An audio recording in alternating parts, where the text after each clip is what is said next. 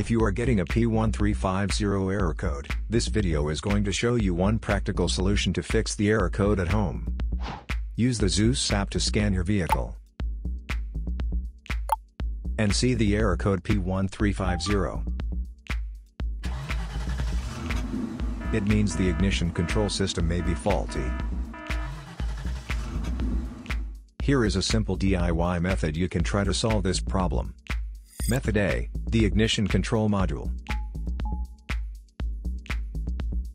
The location of the ignition module depends on where the vehicle was manufactured.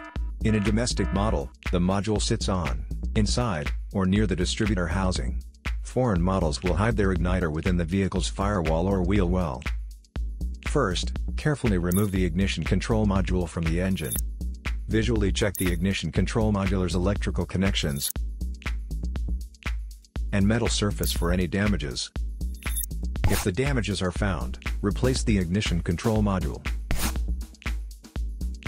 So here is one of the most practical solutions to fix the P1350 error code. After the repair, you can now use the Zeus app to clear the error code.